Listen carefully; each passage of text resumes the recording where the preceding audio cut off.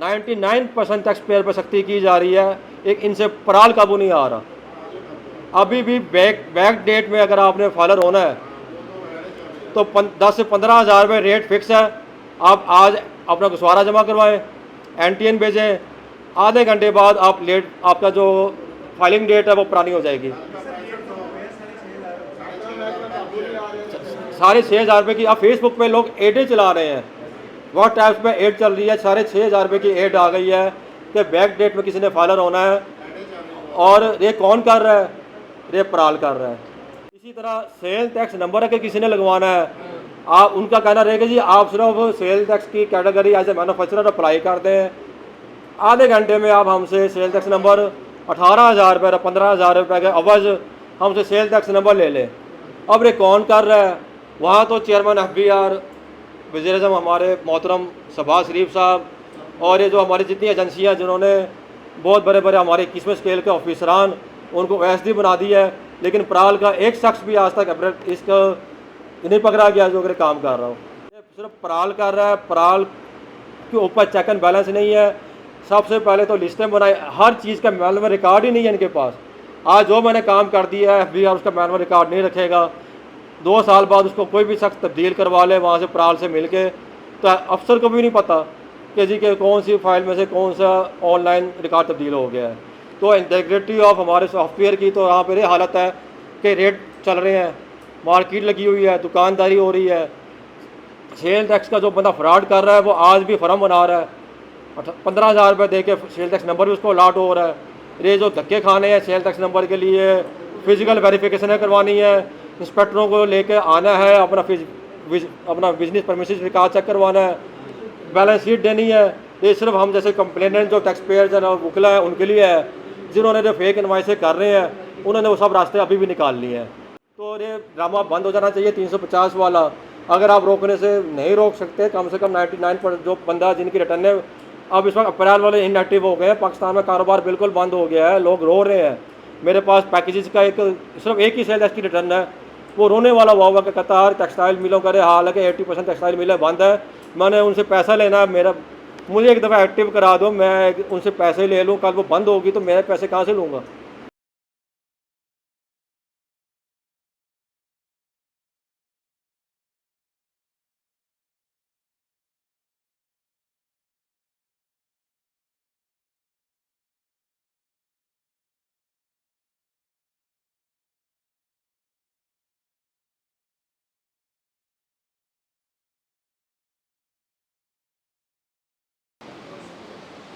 बिस्मिल्लाहिर्रहमानिर्रहीम।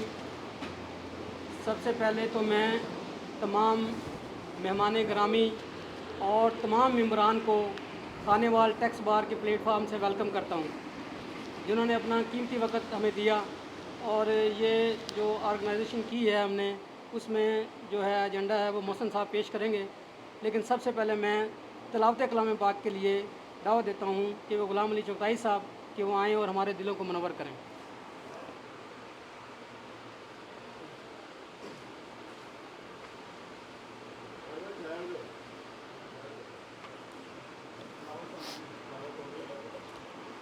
أعوذ بالله من الشيطان الرجيم. بسم الله الرحمن الرحيم. قل هو الله أحد الله الصمد لم يلد ولم يولد ولم يكن له كفوا أحد. صدق الله مولانا العظيم.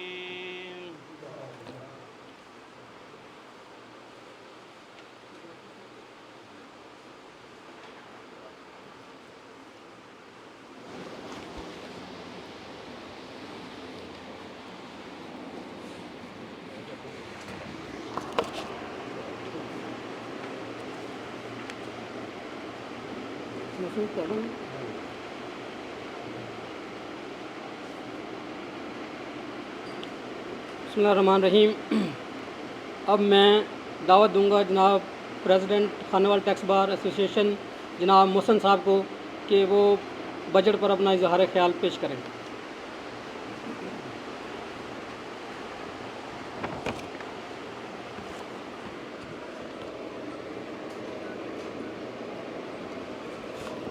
बिस्मिल्लाहिर्रहमानिर्रहीम। Finance act 2024, income tax ordinance 2001। Finance act 2024 में मिल गया सारा।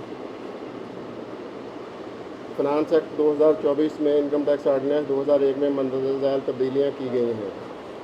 नंबर 1, सेक्शन 4AB में एक नया सेक्शन डाला गया है जिसके तहत हर फर्द AOP जिसकी आमदन 1 करोड़ से ज़ायद होगी उसको अपनी आमदन पर वाजिबुल अदा टैक्स का 10% बतौर सरचार्ज अदा करना होगा। नंबर 2, सेक्शन 7F में तब्दीली की गई है। इसमें अपना बिल्डर जो इमारतों की तामीर और फ़रोख्त का काम करेगा उसकी मजमूई वसूली का 10% मुनाफा तस्वर होगा, यानी कि उसकी जितनी वसूली होगी उसका 10% उसका मुनाफा तस्वर होगा। उस पर फिर फर्स्ट शेड्यूल के रेट के हिसाब से टैक्स अदा करना होगा। उसके बाद सेकंड उन्होंने रखा है कि डेवलपर जो प्लाट की डेवलपमेंट वगैरह करते हैं, टाउन वगैरह बनाते हैं, उनकी मजमूई वसूली का 15% मुनाफा तस्वर होगा। उस पर फर्स्ट शेड्यूल के रेट के हिसाब से टैक्स अदा करेगा। अच्छा, तीसरी कैटेगरी ये है कि अगर ये दोनों काम अगर करता हो तो उसकी कुल वसूली का अपना 12% मुनाफा, ये गलती से लिखा गया, ये 15 नहीं 12 है, 12.5 कर लें, ये गलती से लिखा गया।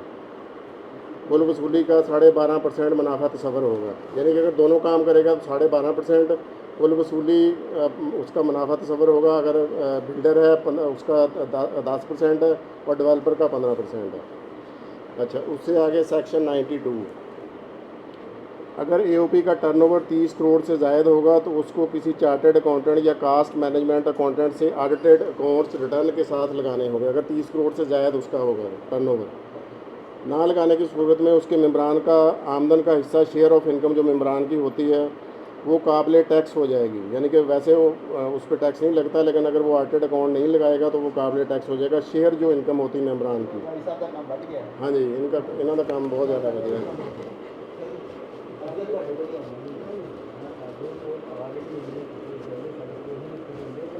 इन्हों का काम तो बहुत ज़्यादा है, इमरान साहब का भी बहुत ज़्यादा होया।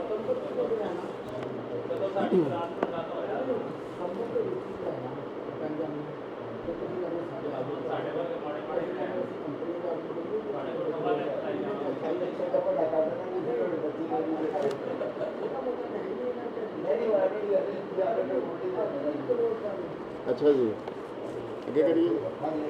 सेक्शन 100BA 100BA में इजाफा किया गया, यानी जो लोग मुकर्रर तारीख के बाद गोशवारा दाखिल करेंगे ATL में होने के बावजूद लेट फाइलर सफ़र होंगे, लेकिन 10th शेड्यूल के तहत अगर उनकी पिछले साल की 3 साल की गोशवारे मुकर्रर तारीख के अंदर गए हैं तो फिर वो अगर रिटर्न फाइल लेट भी कर देंगे तो नॉर्मल सफ़र होंगे, यानी कि उनको फिर ज़्यादा टैक्स रेट जो लेट फाइलर का नया कंसेप्ट दिया उनके हिसाब से फिर वो टैक्स नहीं लगेगा, 6% जो आया प्रॉपर्टी ख़रीदने और बेचने पे।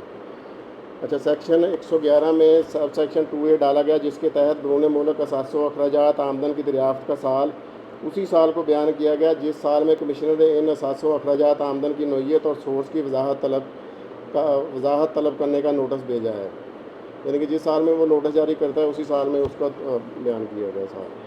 सेक्शन 114B, जिस शख्स के मुतल्लक FBR जनरल आर्डर जारी करेगा नई क्लास D के तहत उसको बैरून मुल्क जाने से रोका जा सकेगा, ताहम जिनके पास NICOP national identity card for overseas होगा और बच्चे, तलबा, उम्रा और हज पर जाने वालों को शेक ये लागू नहीं होगी। जो बाहर सफ़र करने वालों पे जो उन्होंने किया उस पर ये शेक लागू नहीं होगी। सेक्शन 116 वेल्थ स्टेटमेंट ने बैरून मुल्क असासाजात और लाइबिलिटीज़ भी दिखानी लाजमी कर दी हैं। वालेकुम सलाम।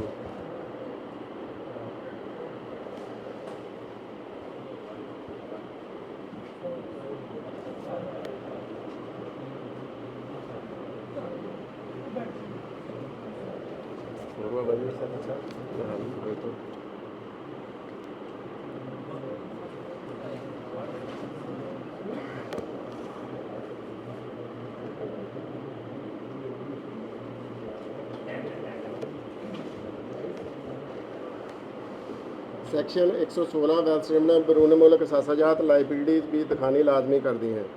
नीज़ ये भी वजाहत की गई है कि स्पाउस के एसेट इस सूरत में एक शख्स की वेल्थ स्टेटमेंट में शामिल हो गए अगर स्पाउस उसके डिपेंडेंट हो।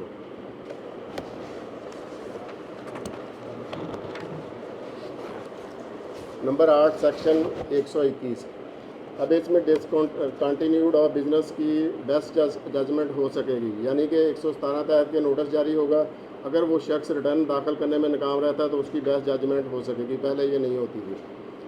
उसके बाद अब कमिश्नर बेस्ट जजमेंट असेसमेंट के लिए सेक्टरल बेंच मार्क रेशो को बोर्ड के बयान करदा को इस्तेमाल कर सकता है।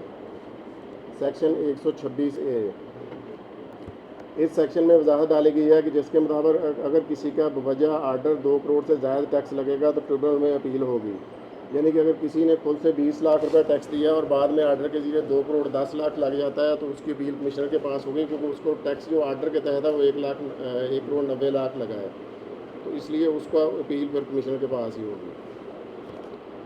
सेक्शन 147। जहाँ सेल की रकम हो वहाँ सेल की रकम ना हो वहाँ गुज़श्ता साल की सेल को 120% बढ़ाया जाएगा। अच्छा, सेक्शन 154 के तहत फॉरेन एक्सचेंज प्रोसीड्स होंगी, उस पर 1% के हिसाब से सेक्शन 147 के तहत एडवांस टैक्स देना होगा। Number 11 section 154। इस सेक्शन में अब 1 करोड़ रुपए से ज़्यादा तनख्वाह लेने वाले अफराद का टैक्स बमाया सरचार्ज 10% के हिसाब से सेक्शन 4B के तहत कैलकुलेट किया जाएगा और माहाना तनख्वाह से विदहेल्ड किया जाएगा। यानी कि जहाँ पे वो नॉर्मल टैक्स लेंगे वहाँ 10% सरचार्ज भी वो साथ वसूल करेंगे, कटौती करेंगे। अच्छा, सेक्शन 153 सब सेक्शन 4 में तब्दीली से अब कमिश्नर 80% तक टैक्स कटौती के रेट की एग्जम्पशन दे सकता है, पहले 100% था, और दरख्वास्त 15 दिन के अंदर अंदर कमिश्नर को सर्टिफिकेट जारी 15 दिन का कमिश्नर को सर्टिफिकेट जारी करना लाजमी है, वरना आईआरएस खुद ब खुद जारी कर देगा। ताहम बाद में कमिश्नर को ये इख्तियार होगा कि नोटिस जारी करके उसमें तरमीम कर सकता है, तब्दीली कर सकता है या उसको ख़त्म कर सकता है। सेक्शन 154 एक्सपोर्ट पर 1% टैक्स विदहेल्ड होता है, उसको अब मिनिमम टैक्स कर दिया, पहले शायद ये फाइनल था, अब इसको मिनिमम कर दिया। हाँ जी। Section 182 penalties. क्लास 1AB के तहत अगर कोई शख्स 117(3) के नोटिस के बाद रिटर्न जमा नहीं करवाएगा तो ऐसे इंडिविजुअल को टैक्स का 0.1% या 1000 रुपये रोज़ाना के हिसाब से इनमें से जो ज़ायद होगा वो जमा करवाना पड़ेगा। लेकिन अगर इंडिविजुअल को कम से कम 10,000 रुपये और बाकी छूट हो, यानी कि अभी वगैरह में 50,000 रुपये जुर्माना होगा कम से कम। इंडिविजुअल को 10,000 है और बाकी 50,000 है। अगर कोई शख्स जिसको ताजर दो स्कीम के तहत रजिस्टर्ड होना लाजमी है, रजिस्टर्ड नहीं होता तो पहली दफ़ा इसकी दुकान 7 दिन के लिए सील कर दी जाएगी, और अगर फिर भी नहीं होगा तो 21 दिन के लिए सील कर दी जाएगी।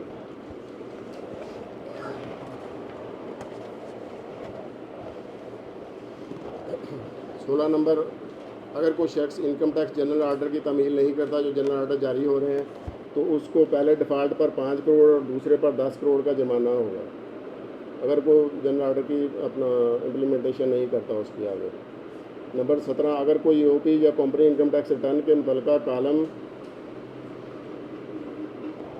कालम पुर नहीं करती या कागजात लफ नहीं करती या खाली कागजात लफ करती है तो उसे 5 लाख रुपए या टैक्स का 10% जो भी ज़ायद होगा वो जुर्माना अदा करना होगा। 18 नंबर सेक्शन 205। सेक्शन 205 में तब्दीली से डिफ़ॉल्ट सरचार्ज 12% की बजाय अब 12% या टाइबर प्लस 3% जो ज़ायद होगा वो अदा करना होगा। 19 सेक्शन 236C।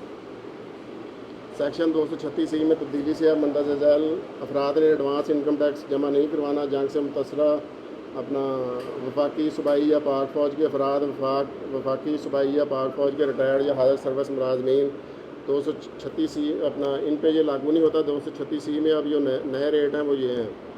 5 करोड़ तक फाइलर अगर होगा तो 3%, लेट फाइलर होगा तो 6%, नॉन फाइलर को 10% है। 10 करोड़ तक 3.5% फाइलर का और 7% लेट फाइलर का और 10% नॉन फाइलर का। 10 करोड़ तक 4% फाइलर, 8% लेट फाइलर और नॉन फाइलर का 10%। उससे आगे 23 नंबर सेक्शन 236G। हर मैन्युफैक्चरर या कमर्शियल इम्पोर्टर जब डिस्ट्रीब्यूटर, डीलर या होलसेल को माल फ़रोख्त करेगा तो फाइलर से 0.1%, खाद के लिए 0.7 है, और नॉन फाइलर के लिए 2% के हिसाब से असल कीमत के साथ टैक्स वसूल करेगा और गवर्नमेंट के खजाने में जमा करवाएगा। इसका टैक्स क्रेडिट वो डिस्ट्रीब्यूटर डीलर या होलसेलर अपने गोशवारे दाखिल करवाते वक्त ले सकेगा। 236H, हर manufacturer, distributor, dealer, wholesaler, commercial importer अगर रिटेलर को माल फरोख्त करेगा तो उसके अलावा हर डिस्ट्रीब्यूटर या डीलर अगर दूसरे होलसेलर को माल फरोख्त करेगा तो फाइलर से 0.5% और नॉन फाइलर से 2.5% के हिसाब से असल फ़रोख्त की कीमत के साथ टैक्स वसूल करेगा। इसका टैक्स क्रेडिट जिसका टैक्स होती है वो गोशवारे में ले सकेगा। 200 सेक्शन 236 में तब्दीली से मंदरजा शरह से टैक्स वसूल किए जाएंगे। 5 करोड़ तक 3% फाइलर से, लेट फाइलर से 6% और नॉन फाइलर से 12%। 236 में 10% है और इधर 12 है, ये फ़र्क है। 5 करोड़ से 10 करोड़ तक 3.5%, लेट फाइलर से 7%, नॉन फाइलर से 16%। 10 करोड़ से ज़ायद पर 4%, लेट फाइलर से 8% और नॉन फाइलर से 20%। इंडिविजुअल और AOP सैलरी अफराद के लिए टैक्स रेट तब्दील कर दिए गए हैं जो हमरा हालात हैं। ये अपना रेट तब्दील कर दिए गए, अब नए हैं जो वो साथ जी 2025 के लिए। हाँ जी, कारोबारी अफराद और AOP के लिए टैक्स रेट 2025 ये 6 लाख तक 0% है, 6 लाख से 12 लाख तक 15% है, 12 लाख से 16 लाख तक 20% है और आगे फिर 16 लाख से 32 लाख तक 30% है और 32 से 56 लाख तक 40% है और आखिरी रेट जो है 56 लाख से अबव जो है वो 45% है।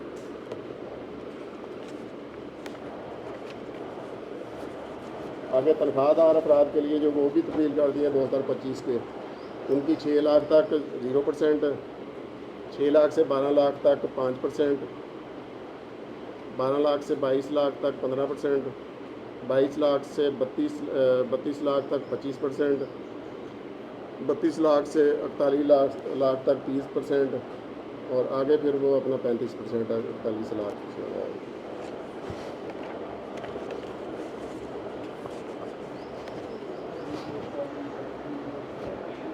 अच्छा, कैपिटल गेन के जो टैक्स है प्रॉपर्टी के वो भी चेंज कर दिए। वो 2000 पहले जो रेट है जो पहले प्रॉपर्टी खरीदी हुई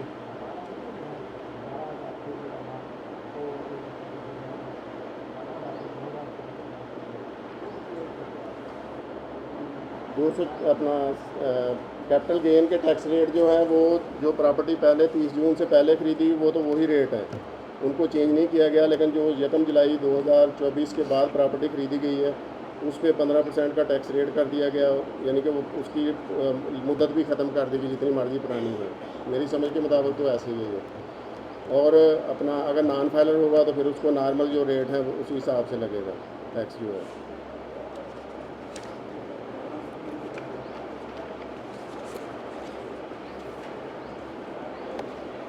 सेल टैक्स एक्ट 1990 सेक्शन 2 की क्लास 37 टैक्स फ्रॉड को तब्दील कर दिया गया और मंदरजा तफसीली तारीफ दी गई है।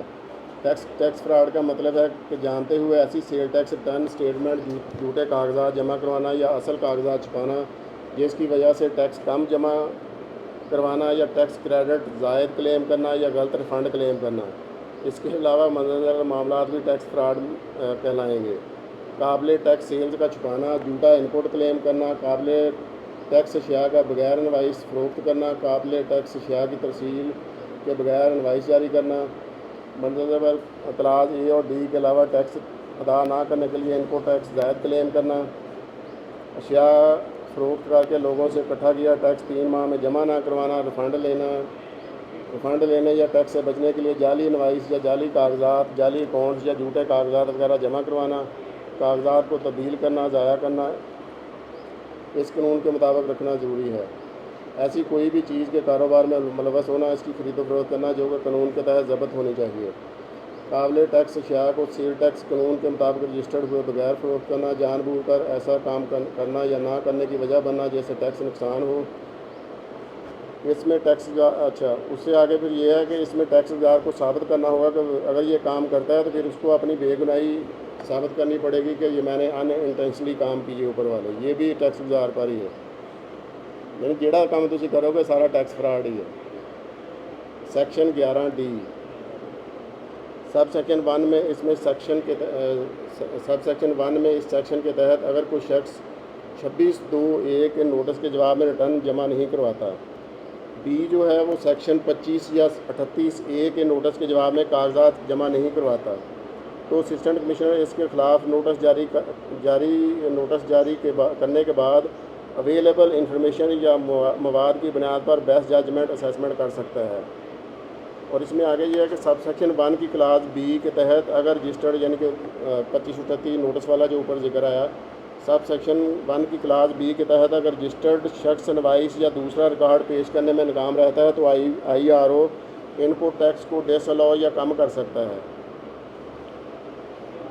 जहाँ पर सब सेक्शन 1 की क्लास ए यानी कि ऊपर जो पहले पढ़ी गई 11D की 1A की नाकामी पर बेस्ट जजमेंट आर्डर पास हुआ हो, आर्डर जारी होने के बाद मुतलका शख्स 60 दिन के अंदर अपनी रिटर्न दाखिल कर देता है और डिफ़ॉल्ट सरचार्ज और पेनल्टी शो काज नोटिस और आर्डर खुद अगर अदा कर देता है तो शो काज नोटिस और आर्डर खुद ब खुद ख़त्म हो जाएगा।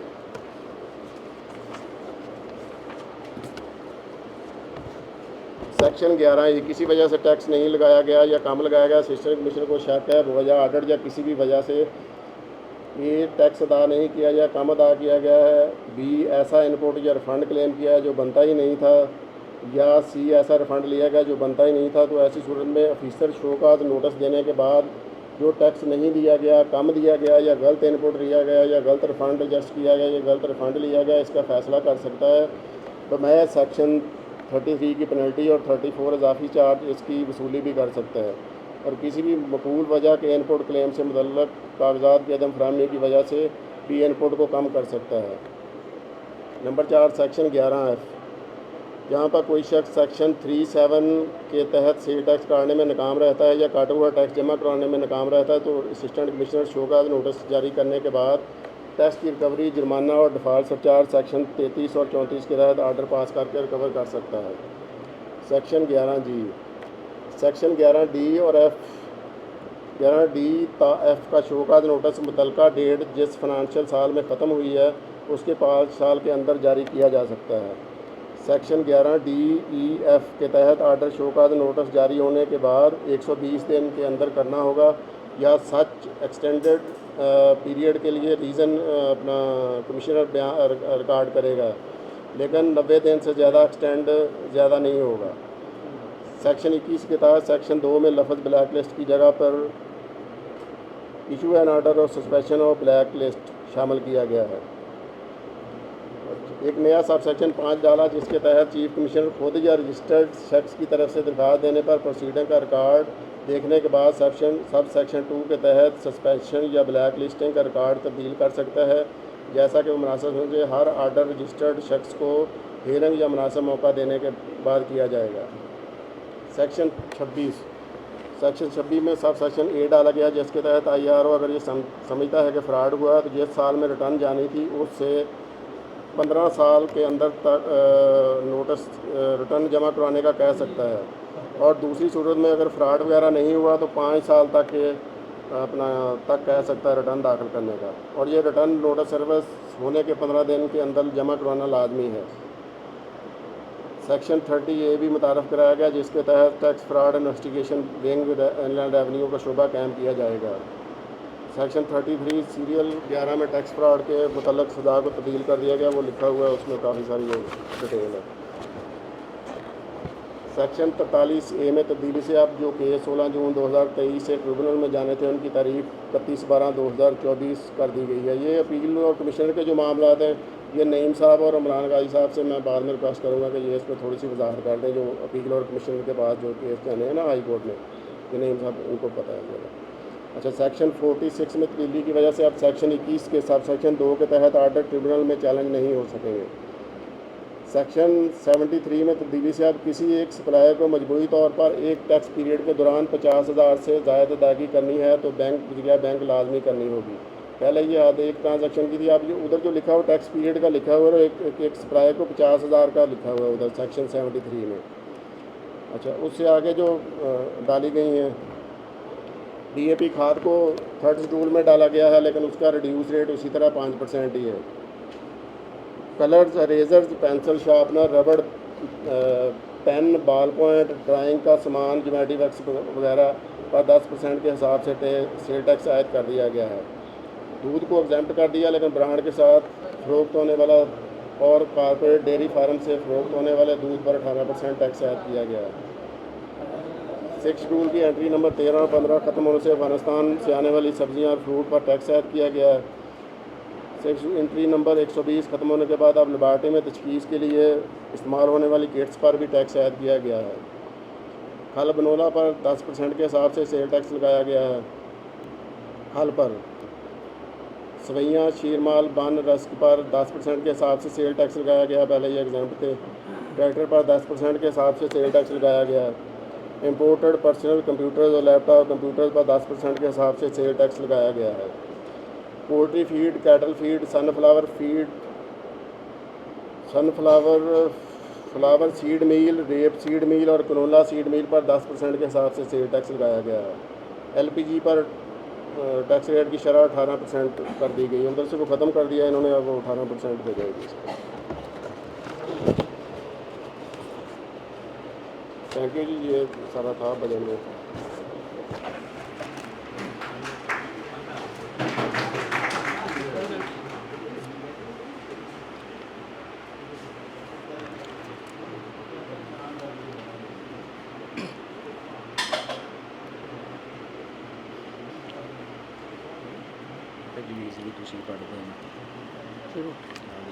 ये तो बड़े हैं। ठीक।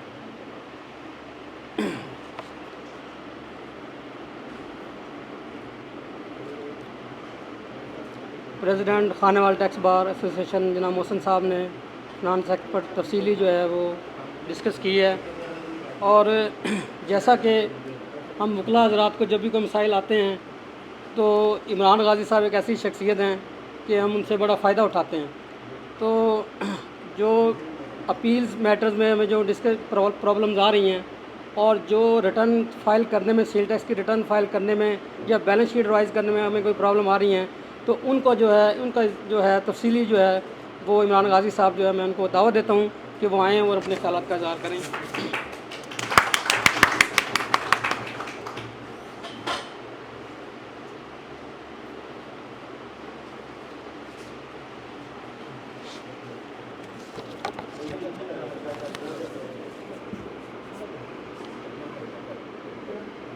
औज़ुबिल्लाहिमिनश्शैतानिर्रजीम, बिस्मिल्लाहिर्रहमानिर्रहीम। सबसे तो पहले मैं खानेवाल टैक्स बार जनाब सदर और जनाब जनरल सेक्रेटरी नईम साहब का और तमाम एग्जीक्यूटिव बॉडी का और सीनियर हमारे सलीमी साहब, मोहम्मद यूनुस गाज़ी साहब, गुलाम अली चुगताई साहब और चौधरी साहब, इन सब की मेहरबानी के एक इतना अच्छा प्लेटफॉर्म पे आपने फाइनेंस एक्ट और इसके ऊपर सेमिनार का इनेकाद किया है। और खानेवाल टैक्स बार की हिस्ट्री में याद रखा जाएगा कि आज इतने सारे हम सब दोस्त मौजूद हैं और इस काबिज को हमेशा मैं अप्रिशिएट करते हैं हम सब। जो मुझे फिल बदी कहा गया जी कि 2-3 चीज़ें ऐसी हैं कि उसमें अपील्स और नए सिनारों में अपील का क्या होगा, तो बेसिकली फ्रांस एक्ट के ज़रिए अपील में तब्दीली नहीं आई। फ्रांस एक्ट से पहले एक टैक्स लॉ अमेंडमेंट एक्ट 2024 आया था, उसके तहत अपील्स का सिस्टम बदला गया था और उसको मैं ज़रा थोड़ा सा एक्सप्लेन कर देता हूँ कि और बहुत सारे दोस्तों को प्रॉब्लम होती है, मुझसे सवाल भी आते हैं अक्सर कि कितनी अपील फ़ीस जमा करवानी है।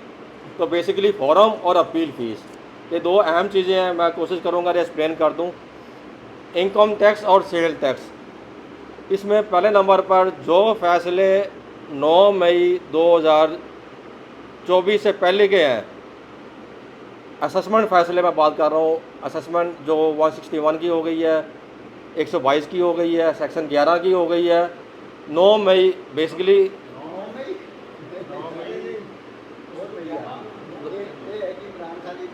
सर वो आपकी बात ठीक है, इसमें थोड़ा सा एक्सप्लेन कर दूँ। 3 मई से बेसिकली लॉ एप्लीकेबल हुआ है और 6 को मेरे ख्याल में सदर पाकिस्तान साहब की तरफ से इसको कंसेंट मिली है। और जो हमारा आर्टिकल कॉन्स्टिट्यूशन ऑफ पाकिस्तान है वो यही कहता है जी कि जिस तारीख को सदर पाकिस्तान के पास गया है उसी तारीख से ही एप्लीकेबल होगा। लेकिन 2 फैसले हमारे पास लाहौर हाई कोर्ट के आ गए हैं जो कि इसको 9 मई से अप्लीकेबल कर रहे हैं। अब उसके पीछे क्या रीज़न है? हमारे पास 9 मई की एक आसानी भी हो गई है और उन्होंने भी लाहौर हाई कोर्ट के ऑर्डर में इसको 9 मई कहा गया जी कि 9 मई से एप्लीकेबल हो गया है। और इसमें बेसिकली लाहौर हाई कोर्ट के जो फैसले हैं उसमें पहले नंबर पर कहा गया जी कि जो हमारा कि नया एक्ट जो आया है वो एप्लीकेबल है 9 मई से। और दूसरे नंबर पर 9 मई से जब पहले की जैसी जितनी भी असेसमेंट है, जितने भी ऑर्डर हैं, उनके लिए माय लॉर्ड जस्टिस साहिर करीम साहब की जजमेंट आ गई है और उसमें उन्होंने यही कहा जी कि वो पुराने लॉ के मुताबिक जो उनको वेस्टेड राइट उस वक्त मौजूद थे उसी राइट के मुताबिक ही वो अपील करेंगे। उनके पास दोनों अपील के फॉर्म है, वो पहले कमिश्नर अपील के पास जाएंगे, फिर उसके बाद ट्रिब्यूनल में आएंगे। अब इस सिनेरियो के बाद हुआ ऐसे कि सेक्शन 127 इनकम टैक्स में जो कमिश्नर अपील का था और सेल टैक्स में सेक्शन जो 45B है वो है बेसिकली कमिश्नर अपील के पास अपील करने का, उसको ताबे नहीं किया गया था, डिपेंडेंट नहीं किया गया था इस पेक्यूनियरी लिमिट के अंदर।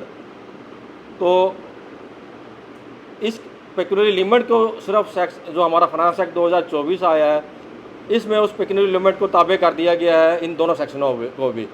इससे पहले यही कहा गया था कि जी कि आपने अगर अपील करनी है इर्रेस्पेक्टिव कि वो कितनी भी उसकी डिमांड है, कितनी भी उसमें टैक्स लगाया गया है, इसके बावजूद भी आप कमिश्नर अपील को अपील कर सकते थे। लुकुना था ला का फाइनेंस एक्ट 2024 में क्लियर हो गया है।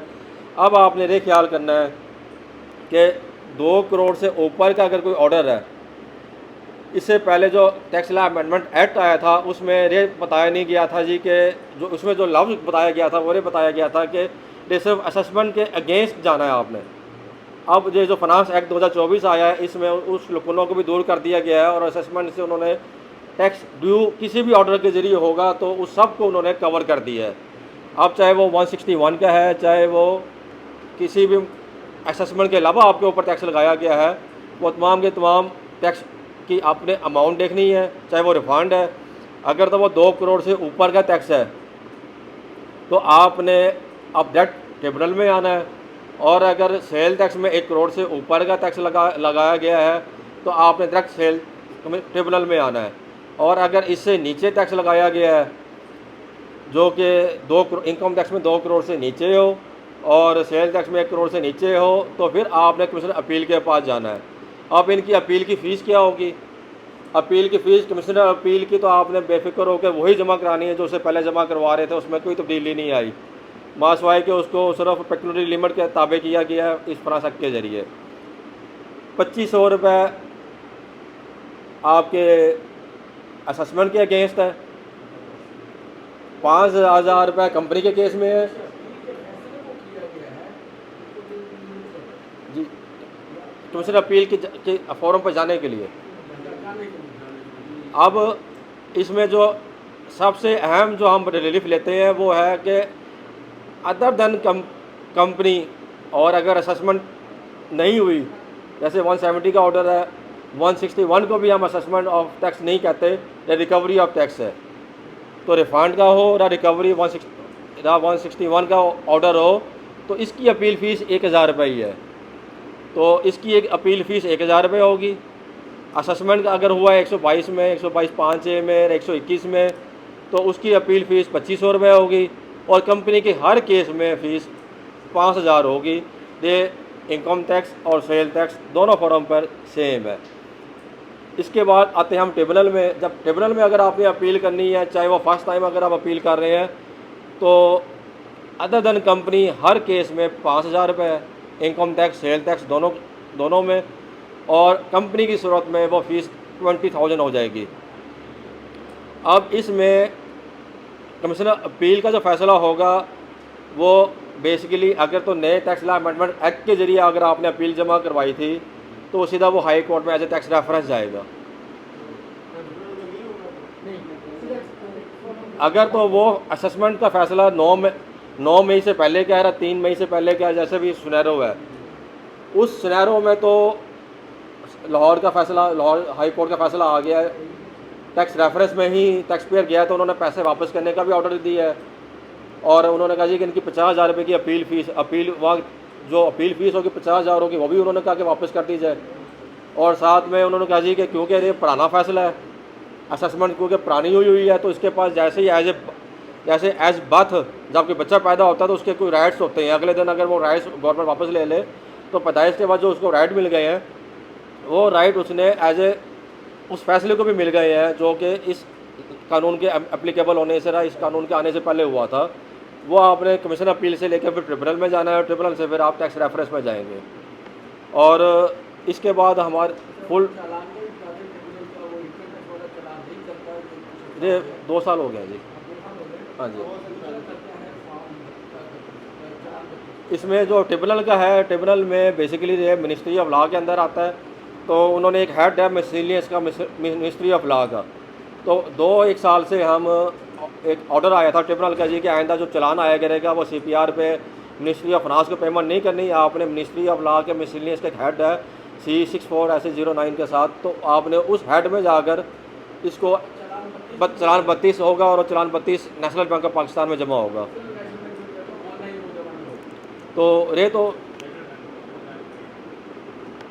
इसके साथ अपील का अगर किसी का कोई सवाल हो, क्योंकि कम्प्रिहेंसिवली हमने डिस्कस कर लिया है कि ट्रिब्यूनल का फ़ैसला अगर होगा तो फिर भी आपने, अगर फर्स्ट टाइम अगर आपने ट्रिब्यूनल में आए हैं, कमीशन अपील का फॉर्म आपने फॉरगो किया है लॉ के तहत और आप ट्रिब्यूनल में आ गए हैं, अपना ट्रिब्यूनल का ऑर्डर आपके ख़िलाफ़ आ गया है, तो फिर भी आपने टैक्स रेफरेंस में जाना है जिसकी फ़ीस 50,000 होगी। और टैक्स लॉ अमेंडमेंट एक्ट मेरे 50,000 FBR और टैक्स पेयर दोनों के लिए सेम था, लेकिन ये जो फाइनेंस एक्ट 2024 इसमें तब्दीली कर FBR के जो रेफरेंस होंगे, डिपार्टमेंट के रेफरेंस को एक्सक्लूजन दे दी गई है। अब उन्होंने इसकी अपील फ़ीस जो हाई कोर्ट की है वो जमा नहीं करवानी। इसके अलावा कोई सवाल हो तो एक दूसरा टॉपिक मुझे कहा है कि 350 SRO के तहत। हाँ जी, अच्छा,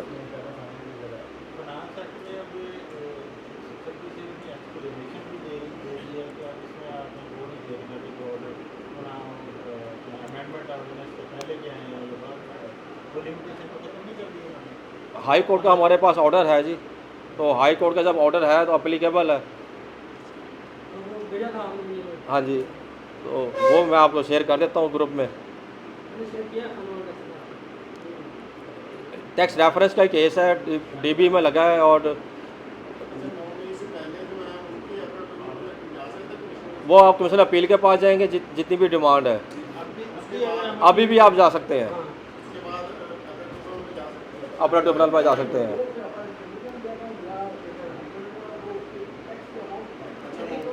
अच्छा, फिर एक सबसे बड़ा एक लकुन डायलेमा हम फंसे बैठे हैं इस वक्त, बड़ा एक प्रॉब्लम आ गई है। हम सब टैक्स पे जितने भी टैक्स कंसल्टेंट हैं, और ये प्रॉब्लम आई है कि टैक्स लॉ अमेंडमेंट एक्ट 2024 के तहत कहा गया था जी कि 16 जून तक कमिश्नर अपील जितने फ़ैसले पेंडिंग होंगे वो इस लिमिट से 1 करोड़ सेल टैक्स के और 2 करोड़ इनकम टैक्स के वो ट्रिब्यूनल में भेज देगा। अब फाइनेंस एक्ट 2024 के तहत वो 16 जून से उन्होंने इसको कंडोन करके 31 दिसंबर 2024 कर दिया है और उसको कहा गया जी कि कमिश्नर अपील इसने अरसे में जितनी भी पेंडिंग अपीलें हैं वो डिस्पोज ऑफ करें। प्रैक्टिकली लॉ बाद में आया है, एप्लीकेबल पहले था। 16 जून को से पहले ही कमिश्नर अपील जितने भी ऑल ओवर द पाकिस्तान है इन्होंने अपनी अपीलें भेज दी हैं अपना ट्रिब्यूनल में। अब अपना ट्रिब्यूनल के पास वो पेंडिंग है, उनको कहा गया था कि आपने 3 महीने के अंदर अंदर इनको डिस्पोज ऑफ करना है। अब कानून में थोड़ा सा मसला आ गया है, राह पे इंटरप्रिटेशन की समझ नहीं आ रही किसी को भी। कमिश्नर अपील साहब वहाँ से ट्रिब्यूनल से अपीलें वापस मांग रहे हैं तो वो वापस नहीं कर रहे, ना ही वो फिक्स कर रहे हैं कि 3 माह के अंदर उन्होंने इसको डिसाइड करना है। या तो वो फिक्स करके इसको डिसाइड करें अपने ट्रिब्यूनल के फॉरम से, क्योंकि जब मैं स्टे लेने जाते हैं तो स्टे के लिए प्रॉब्लम आती है। कमिश्नर अपील करता है जी कि मेरे MPR जो उसकी मंथली परफॉर्मेंस रिपोर्ट है उसमें से वो माइनस हो गई है, उन्होंने डिस्पोजल कर दी है, तो अपील पेंडिंग नहीं है। IRS सॉफ्टवेयर इनकम टैक्स की वो उसको बाकायदा रिफंड की जो हमारी स्टे की एप्लीकेशन है वो एंटरटेन कर रहा है। आरएस में अभी तक वो एप्लीकेशन कमीशन अपील के पास ही है हमारी, लेकिन कमीशन अपील के अकाउंट से वहाँ चली गई हैं।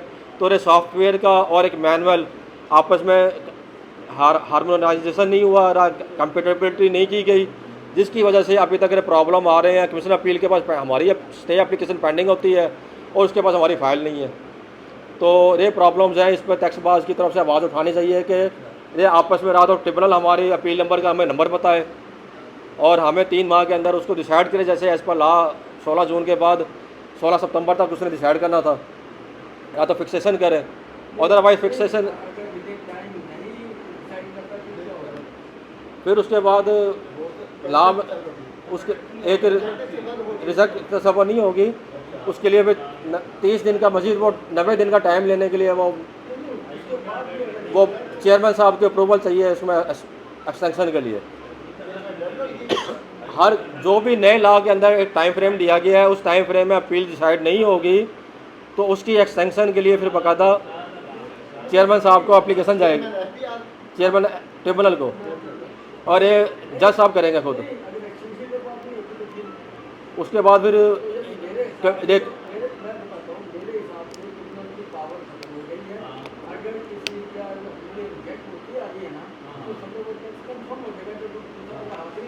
इस पर जी हमारे पास सुप्रीम कोर्ट का लार्जर बेंच का फैसला आया हुआ है हमारे पास। कमीशन अपील का फोरम से अपील 120 दिन में डिसाइड नहीं होती तो फिर क्या होगा। वहाँ सुप्रीम कोर्ट ने जस्टिस आयशा मलिक ने फैसला कर दिया था कि वो अपील ख़त्म हो गई है, उसका कमीशन अपील का ऑर्डर ही इनवैलिड हो गया है। तो बाद में लार्जर बेंच बैठा और उस लार्जर बेंच में रिव्यू में टैक्सपेयर किया, उन्होंने कहा जी कि अगर कमीशन अपील का फ़ैसला ही जो मेरी फेवर में हुआ है अगर वही इनवैलिड हो गया है तो फिर इसका मतलब असेसमेंट का फ़ैसला प्रवेल कर गया है। तो फिर लार्जर बेंच ने कहा जी कि 120 दिन की जो प्रोविजन है वो मैंडेटरी नहीं है, डायरेक्टरी है। तो इसी तरह ये जो प्रोविजन हैं टैक्सपेयर के अगेंस्ट जो जारी होती हैं वो मैंडेटरी नहीं होती हैं, वो डायरेक्टरी होती हैं। अगर वो डायरेक्टरी प्रोविजन एक्सपायर हो जाएगी तो लॉस टैक्सपेयर को नहीं होगा, डिसाइड फिर भी इसी फोरम ने ही करना है। लेकिन इसके ऊपर जो कॉन्सिक्वेंस दिए गए हैं सेक्शन 130 सब सेक्शन 2 के अंदर कमेटी बनाई गई है, फिर वो केस अल्टीमेटली उस कमेटी के पास जाएगा और इस बार टैक्स लॉ अमेंडमेंट एक्ट के ज़रिए बाकायदा अख्तियार दे दिया गया है कि किसी जज को वो चाहे तो एक्सप्लेनेशन कॉल किया जा सकती है, उस जज को उस ओहदे से अपना हटाया भी जा सकता है। तो ये सारे अख्तियारात अब मिनिस्ट्री ऑफ लॉ और इस टैक्स लॉ अमेंडमेंट एक्ट के ज़रिए मौजूद है। हर केस में इंक्वायरी होगी, हर केस को रिव्यू होगा, टैक्स पेयर का रहे होगा जी कि उसकी अपील पेंडिंग ही तस्वर होगी। उसका सुप्रीम कोर्ट का डिसीजन अगर देखा जाए तो अख्तियार 120 दिन के बाद भी है, डायरेक्टरी है, मैंडेटरी नहीं है, लेकिन एक्सप्लेनेशन कॉल ज़रूर होगी, रिजेक्ट तस्वर नहीं होगी।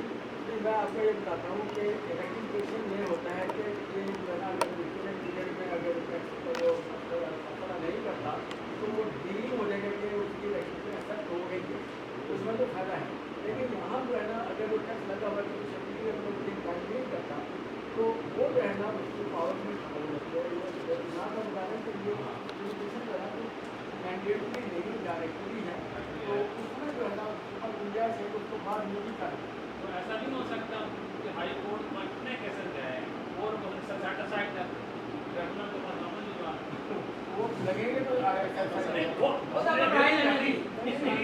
पेंडिंग को छोड़ा सुनो ना, जब केस पेंडिंग है हम सब जानते हैं केस पेंडिंग है तो उसकी प्रोसेसिंग ही नहीं हो रही, जब प्रोसेसिंग ही नहीं हो रही तो ना तो किसी प्रेजेंटेशन है ना किसी का पास हो रही है। हाई कोर्ट के पास क्या ही नहीं है कि एक्सेप्ट तो क्या था और बर्डन तो है हाई कोर्ट रिमाइंड ही करता है ताकि दोबारा नहीं सर, ये ट्रिब्यूनल की हम ट्रिब्यूनल की बात कर रहे हैं। ट्रिब्यूनल में अगर पेंडिंग हो तो ATIR में अगर अपील पेंडिंग है और डिसाइड नहीं होती विद इन टाइम जो प्रेस्क्राइब टाइम दिया गया है तो फिर वो एक्सटेंशन के लिए चेयरमैन ATIR और जो कमेटी की तरफ से एक्सटेंशन को एप्लीकेशन जाएगी, बाकायदा एक्सप्लेनेशन जाएगी कि क्यों पेंडिंग हुई है। और नहीं, उस पर कोई ऐसा लॉ नहीं है जी। इस पर लिमिटेशन है लेकिन एक्सप्लेनेशन का लॉ नहीं है। अपील वो पेंडिंग ही तस्वर होगी, वो सुप्रीम कोर्ट की जजमेंट आ गई है तो वो पेंडिंग। हाँ जी। तो इसी तरह फिर हाई कोर्ट में भी एक स्पेशल बेंच बनेगा जो इन केसों को सुनेगा, लेकिन अभी तक corresponding special bench high court में नहीं बने।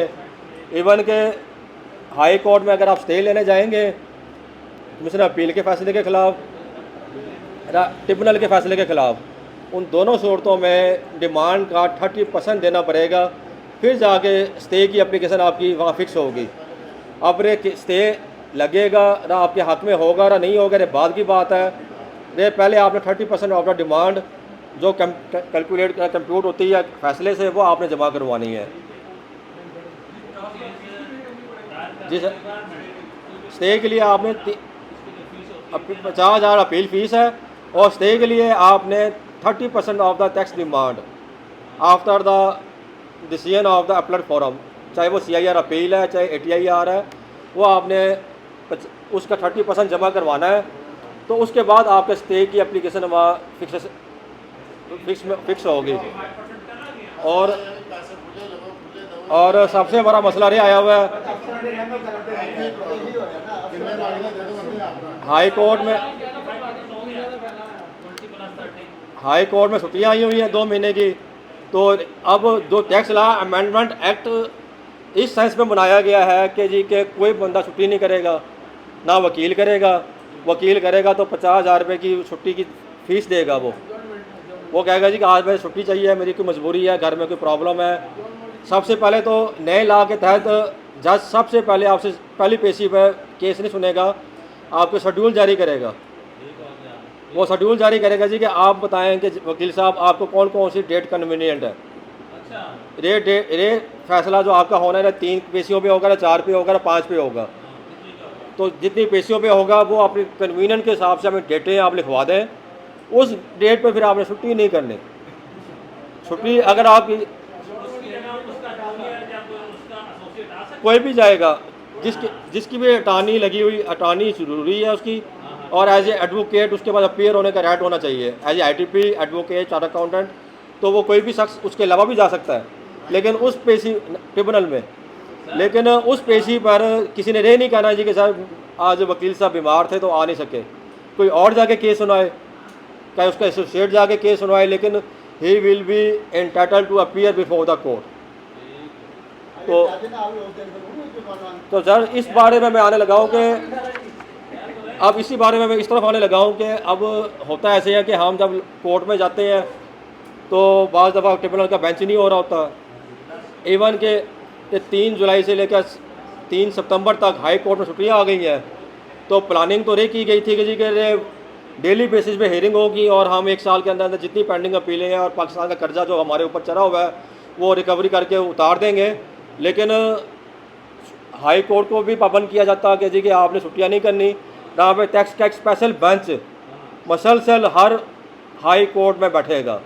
इस पर अभी तक कोई अमल दरामद नहीं हुआ, और नुकसान किन को हो रहा है? वो हमारे टैक्स पेयर्स को हो रहा है, और पिस को हो रहा है, वो हम वकील पिस रहे हैं, जिस पर सारा बटन आ गया है कि वो 30 दिन के अंदर अपील जमा कराए।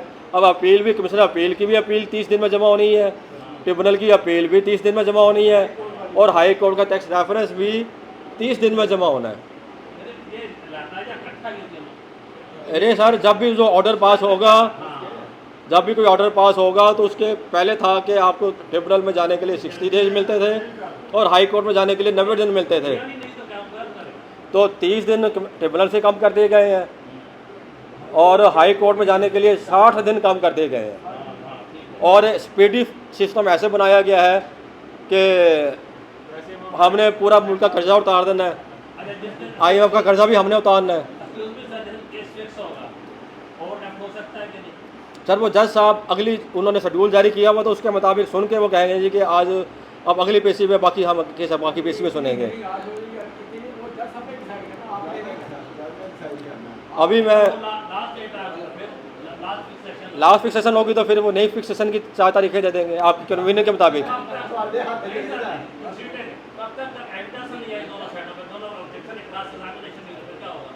सर क्रॉस एग्जामिनेशन तो आपकी तरफ से ज़रूरी है, महकमे के पाबंद नहीं किया गया कि वो भी आए।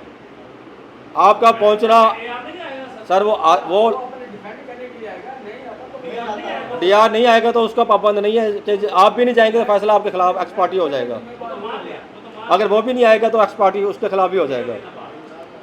और अब जो सूरत हाल ये हो गई है कि एक केस में मैं अभी लाहौर गया हूँ पिछले हफ्ते, 2 अरब की डिमांड थी, तो मैंने कहा सर स्टे के लिए आए हैं और मेन केस भी लगा हुआ है। तो जज साहब कहते रहे तो मेरे पास ज़रा रकम तो पड़े कितनी लिखी हुई है। मैंने जरा 2.5 सैकड़ा हज़ार करके जब 2 अरब तक पहुंचा तो उन्होंने कहा जी कि एक तो बहुत बड़ा केस है, चौथा 5वां केस होगा जो मेरे पास लगा है, इस पर मैं फ़ाइल मंगवा के सुनूंगा। मैंने कहा सर मुल्तान से आए हैं, मेहरबानी करें। उन्होंने कहा नहीं जी फाइल आएगी तो केस सुना जाएगा, अदरवाइज केस नहीं सुना जाएगा। मैंने कहा सर हमारे महकमे का म्यार ये है कि इसके आगे 4-5 सिफरें वो और लिख दे तो हम IMF का कर्जा भी उतार सकते हैं। हमारे तो अफसर इतने काबिल हैं, 4-5 आप जो मेरा केस नहीं सुन रहे, मेरी 2 बातें सुन लें, आप कहेंगे रे अफसर को बुला के इसको अभी इस पर स्किचर पास करके उसको नौकरी से निकाल के इसको किसी अपना क्या कहते हैं क्लर्क भर्ती कर दिया जाए। और आप कह रहे हैं जी कि मैं मुझे दोबारा मुल्तान से आप कह रहे हैं दोबारा हूँ, लेकिन उन्होंने कहा नहीं जी आप फिर भी दोबारा ही आएंगे, कर्जा भी वो बेशक वो अफसर उतार सकते हैं, लेकिन जो भी सूरत हाल है मुल्क भी इन्होंने चलाना है। हमने जिन भागदौड़ अपने मुल्क की जिन लोगों के हाथ में दी हुई है उनको ज़रा भी ख्याल नहीं आता जी कि 4 सिफर लगाते हुए हालात क्या होते हैं कि वो इतनी बड़ी रकम बनती है कि जब वो रकम पहुंचती है वज़ीर-ए-आज़म साहब के पास तो फिर रिपोर्टिंग होती है जी कि 2.7 ट्रिलियन जी हमारा पेंडिंग है। और उस पेंडेंसी के तौर पर जी कि हमारा क्योंकि स्पीडी सिस्टम नहीं है इंसाफ का, तो वकीलों को और टैक्स पेयर्स को रगड़ा दे दें, और ये सारा इस रगड़े के ऊपर हम बहस कर रहे हैं।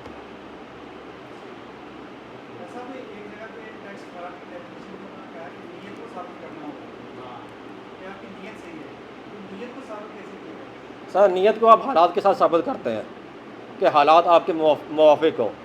मसलन कि मैंने आज इस मीटिंग के लिए आना है, मुल्तान से निकले हैं, मैं नहीं पहुंच पाता तो कम से कम मैं आपको ये तो कह सकता हूं कि सर मेरी गाड़ी का टायर ब्रस्ट हो गया था, मैं रहा मौजूद हूँ, मेरे पास वीडियो क्लिप भी आपके पास अपनी लाइव लोकेशन भी भेज देता हूँ।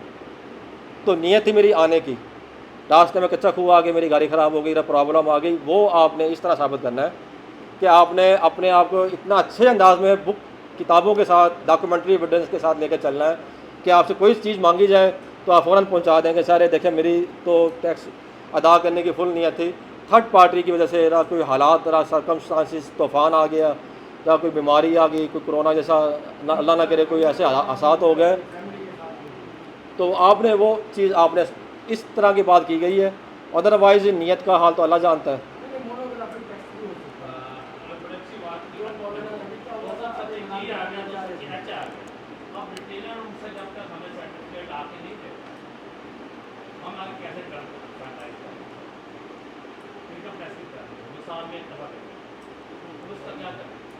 सर उसका आप MIS में जाएँ खुद निकाल लें, ये तो आप FBR तो आपका हेल्प कर रहा है।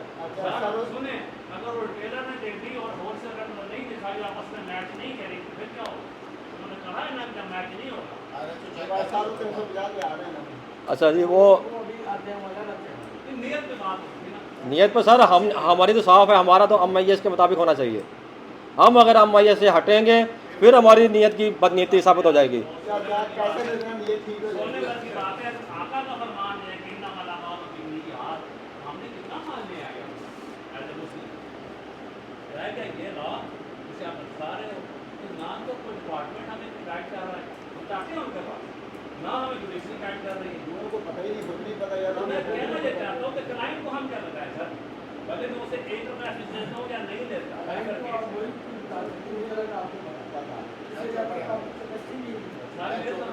सर क्लाइंट को ज़्यादा अच्छा जी, अब इस SRO 428 की बात की है, इसके बाद 350 पे भी मुख्तसर करूँगा। 428 ये 2020 से आया हुआ कानून, और उस कानून के तहत हॉस्पिटल्स, डॉक्टर्स, पैथोलॉजिस्ट और स्कूल्स ये तमाम के तमाम पहले रे लगाया गया था 8 शहरों पे, और 8 शहरों में उस सूरत में जो रिटेलर और इस तरह के जो रिटेलर वो जो कि मल्टीनेशनल कंपनियां के तहत काम कर रहे हैं, किसी AC स्टोर्स के अंदर काम कर रहे हैं, मेगा मॉल के अंदर काम कर रहे हैं रिटेलर्स। तो इन कैटेगरीज पर जब लगाया गया तो साथ ये कहा गया जी कि ये पॉइंट ऑफ सेल लगाएंगे। ये बेसिकली पॉइंट ऑफ सेल हम समझते रहे हैं सेल टैक्स वाला। ये सेल टैक्स का SRO नहीं आया था, इनकम टैक्स का SRO आया था। साथ उन्होंने इसका बेनिफिट टैक्स पेयर क्या लेता रहा है उसका उन्होंने सॉफ्टवेयर इनकम टैक्स का डिज़ाइन नहीं किया। हमें नोटिस आए, हमें नोटिस उन्होंने कहा जी कि ये हॉस्पिटल है आपका, आप इसको इंटीग्रेट कराएं। मैंने कहा सर मुझे क्या इंटीग्रेशन कराने के लिए सेल टैक्स नंबर लेना पड़ेगा? उन्होंने कहा जी कि बिल्कुल लेना पड़ेगा। ऐसा तो इंटीग्रेशन ऐसे हमारे पास सॉफ्टवेयर ही नहीं है जो कि बगैर सेल टैक्स नंबर लिए आपको इंटीग्रेशन को अलाउ कर सके। मैंने सवाल किया कि सर मेरा जो पाबंद किया गया है पॉइंट ऑफ सेल मैं लगवाना चाह रहा हूँ, लेकिन मैं सेल टैक्स के अंदर क्यों रजिस्टर कराऊँ? वो कहता जी कि हमारे पास तो और मेरे जो कॉलम है वो Tier 1 के जो आप POS लगा रहे हो Tier 1 का रिटेलर का POS इंटायर कॉलम उसके नॉइस के कॉलम मुख्तलिफ है, उसका इनपुट मुख्तलिफ है, मेरा तो इनपुट कुछ और है। तो मैं उसके साथ सेल टैक्स में रजिस्टर करा के क्यों इस तरफ आऊँ? तो महकमा इस वजह से 4 साल खामोश बैठा रहा।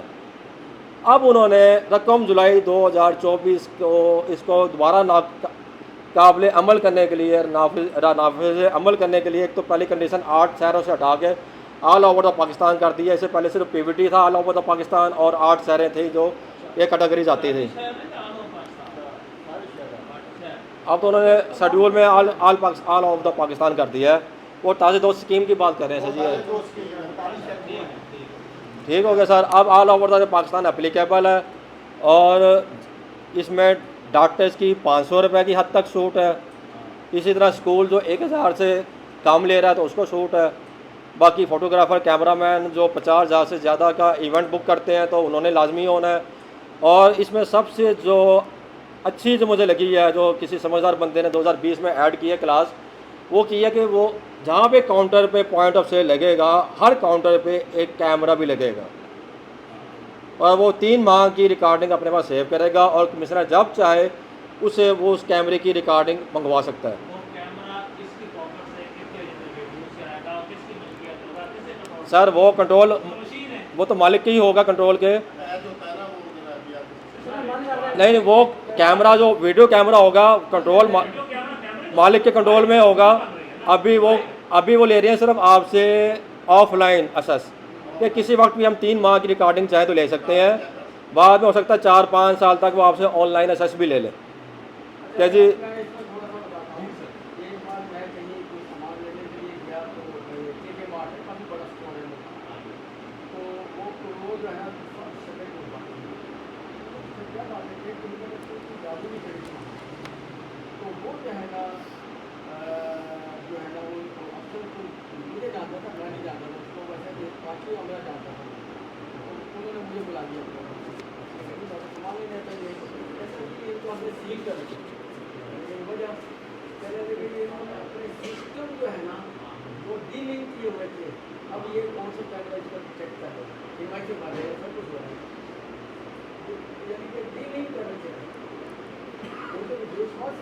उस कैमरे का सबसे बड़ा फ़ायदा पता क्या होगा जो मैं समझता हूँ, आपका इनकम टैक्स पर्पज़ के लिए एस्टीमेट लगाना कि एक डॉक्टर के पास पर डे पेशेंट कितने आते हैं, वो आसानी से बजाय कि इंस्पेक्टर के वहाँ बिठाया जाए उसे एक हफ्ते की रिकॉर्डिंग मंगवा लें।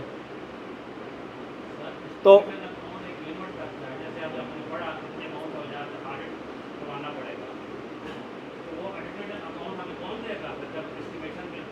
एस्टिमेशन से बात नहीं हो रही। जब आप पॉइंट ऑफ सेल में जाएंगे तो फिर 100% आपकी तो ट्रांजैक्शन FPR के रिकॉर्ड में चली गई। जी और उसके सॉफ्टवेयर आ गए हैं, जी। अब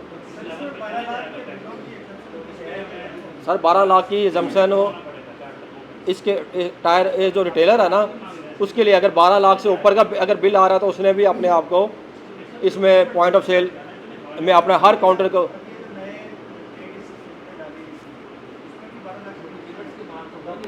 किसमें जी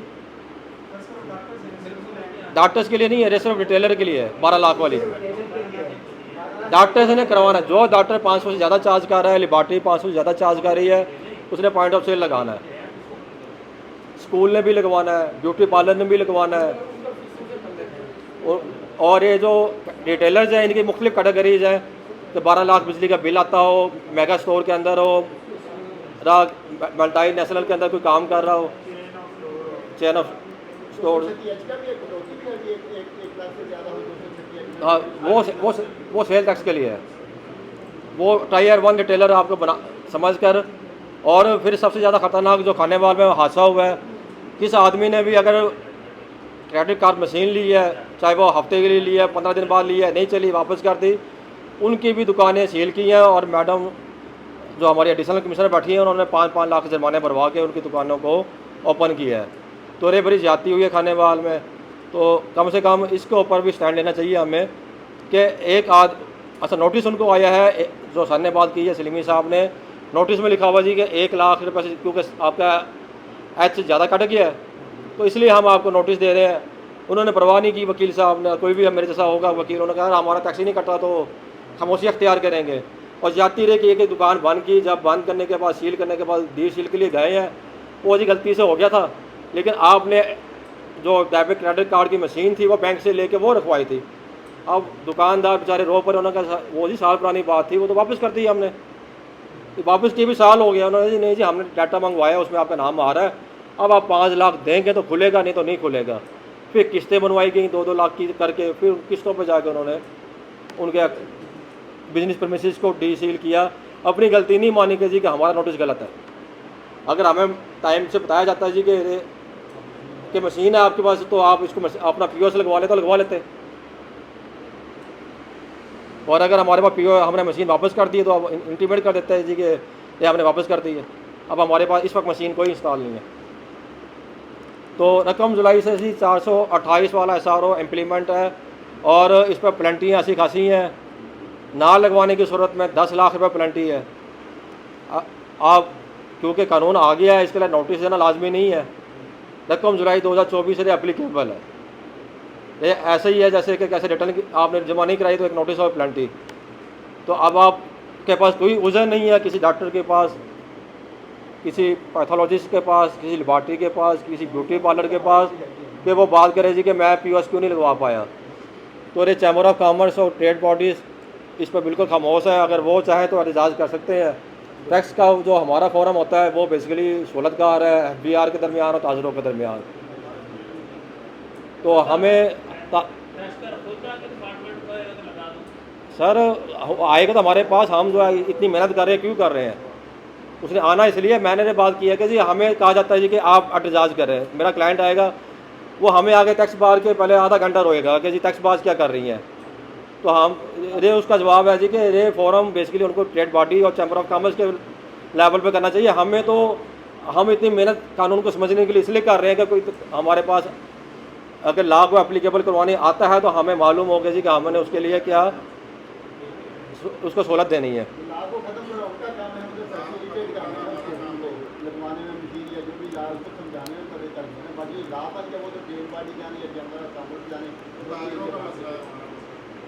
और ताजिर तंजीमें बिल्कुल खामोश है इस वक्त तक। जब टैक्स लगेंगे फिर वो शायद थोड़ी बहुत हलचल हो तो हो।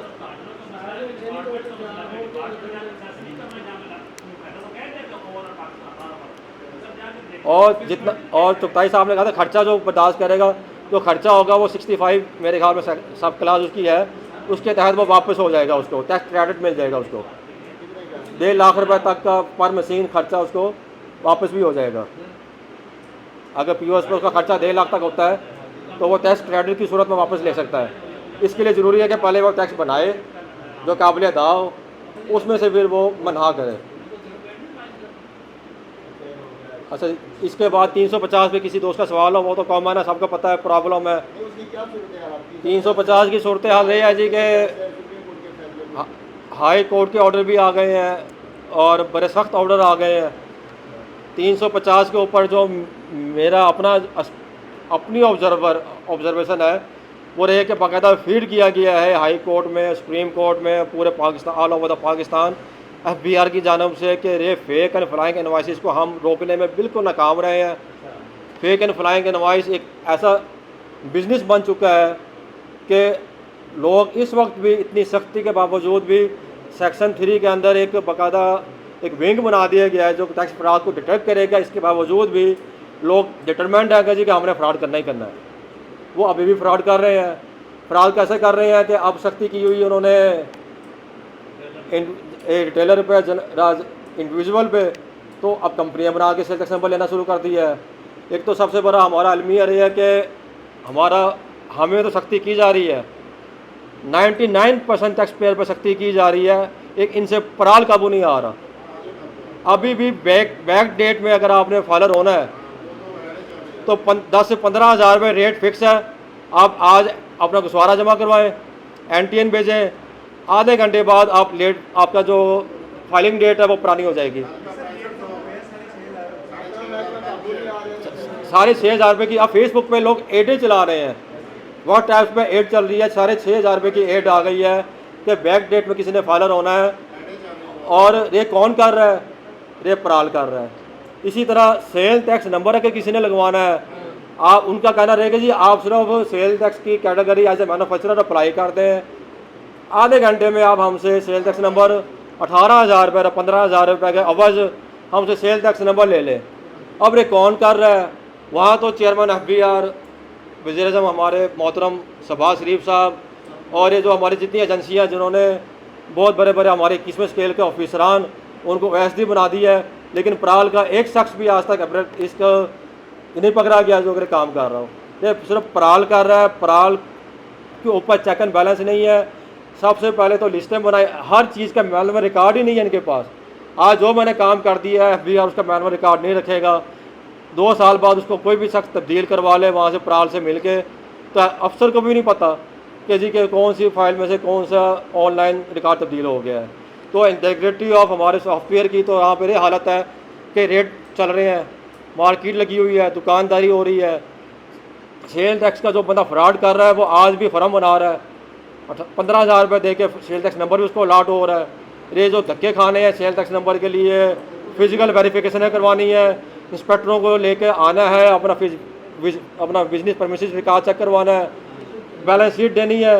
ये सिर्फ हम जैसे कंप्लेनेंट जो टैक्स पेयर जो वकला है उनके लिए है, जिन्होंने जो फेक इनवाइसें कर रहे हैं उन्होंने वो सब रास्ते अभी भी निकाल लिए हैं। तो ये ड्रामा बंद हो जाना चाहिए 350 वाला। अगर आप रोकने से नहीं रोक सकते, कम से कम 99% जो बंदा जिनकी रिटर्न है अब इस वक्त अप्रैल वाले इनएक्टिव हो गए हैं, पाकिस्तान में कारोबार बिल्कुल बंद हो गया है, लोग रो रहे हैं।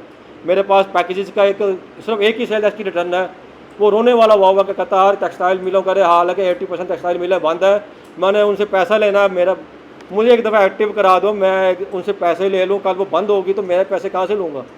टेक्सटाइल मिल वाले 3-3 महीने 6 महीने पेमेंट नहीं कर रहे। तो अब अरे हाल है कि 350 पे सर, बेशक जो ऑर्डर आए हैं हाई कोर्ट के वो सिर्फ पटिशनर की हद तक एप्लीकेबल है, लेकिन उनको भी किसी को अभी तक रिलीफ नहीं मिला। सिर्फ एनेक्सर F और एनेक्सर F की हद तक सहूलत दी गई है कि वो आप रिवाइज कर सकते हैं। इवन क्या कि जो आपकी इन्वाइसें डिलीट हो गई सर, वो असल में इंटरनल रिलीफ है। SRO 350 पे फीडिंग हुई है। मैंने जुडिशरी के मुंह से खुद सुना है कि जी हम 350 को नहीं छेड़ेंगे, फेक एंड फ्लाइंग इनवाइसें काबू नहीं हो रही। हम आपके जो प्रॉब्लम है कि जी कि आपके सप्लायर ने क्योंकि रिटर्न लेट जमा कराई है 4 दिन, 30 तारीख तक उसने रिटर्न जमा करानी थी, उसने 4 दिन लेट जमा कराई है, तो उसकी हद तक हम आपको करेक्शन करवा देते हैं कि FBR का महकमा उसको इंटरगेन कर ले, आपकी एनेक्सर A को ओपन कर दे ताकि आप अपनी इनवाइसों को दोबारा क्लेम करके जमा करा सकें। कम से कम FBR इतनी सहूलत दे देंगे कि हम वो जो इनवाइसें हमारी गायब हुई हैं, हम जिस सप्लायर की थी उसका एक्चुअल इनवाइसें कमिश्नरों को ला कर दिखा दें, हमें ओपन कर दिया जाए। वो भी नहीं हो रहा। सिर्फ एक फेक एंड फ्लाइंग इनवाइसों को एक जहन में आ गया है जी का अरबों रुपये का लॉस हो रहा है, वो लॉस आज भी हो रहा है, उसको किसी तरह भी नहीं रोक सकते। आज भी सेल टैक्स के नंबर वहाँ से लग रहे हैं पराल से और वो नहीं रोक पा रहे। तो सिर्फ हमारा क्लाइंट है,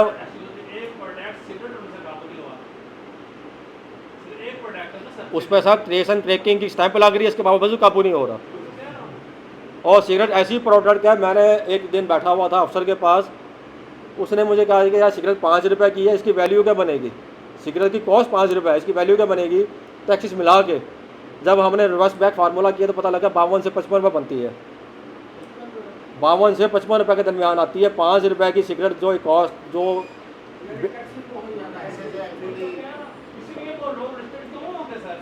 कम से कम एक 5 रुपये की सिगरेट पे जो जो पर कॉस्ट हमने निकाली है ना, 5 रुपये की डब्बी की कॉस्ट है, तो उसको हम लगा लेते हैं कि वो 5 रुपये की कॉस्ट पे आपको ना 5 रुपये की सेल प्राइस है, टैक्स पेयर की सेल प्राइस पे उन्होंने 55 रुपये की कॉस्ट, ये जो मार्केट प्राइस बनी है वो टैक्सेस मिला के 55 रुपये बनी है।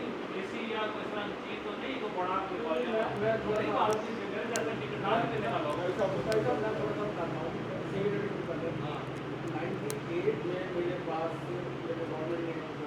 नहीं सर, नहीं तुझे आ जाओ ना मेरे वो तो प्राइस आपने टाइम करो सर। नहीं इमरान साहब के नाम की ताले हैं।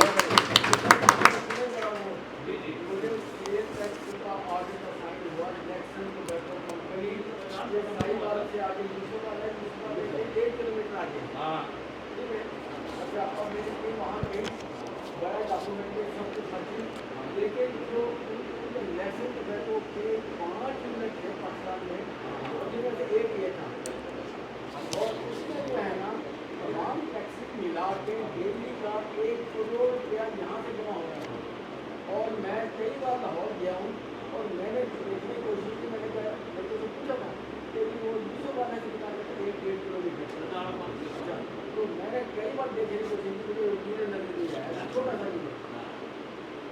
अब ये देख रहे हैं कि काम बड़ा छोटा सा है, लेकिन टैक्स कितने इन्वॉल्व है, 1 किलोमीटर डेली और 500 यूनिट 5 लोग डेली जमा करा रहे हैं।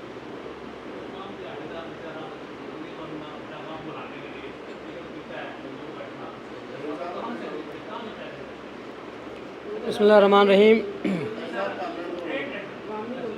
पंजाब गवर्नमेंट ने जो कटा खोल दिया है ਇਹਦਾ ਕੀ ਕਰੀਏ खाने तो बाद ਤੁਹਾਨੂੰ मौका दे ਹਾਂ ਨਹੀਂ ਮੈਂ ਤਾਂ ਨਹੀਂ ਕਰਦਾ ਮੈਂ ਕਾਫੀ ਮਤਲਬ ਖਾਲੀ ਪਤਾ है दोस्त किला बिस्मिल्लाहिर्रहमानिर्रहीम। इमरान गाजी साहब ने हमें बहुत अच्छा गाइड किया और इनसे पहले हम फैज़याब होते हैं, और ये एक ऐसी शख्सियत हैं कि तमाम वकला हज़रात जो हैं वो इनसे हर तरह के मामलात जो है टैक्सेस के जो मामलात हैं उनमें हेल्प लेते हैं। इनका बहुत शुक्रिया कि इन्होंने हमें इतना टाइम दिया और हमें इज़्ज़त बख्शी।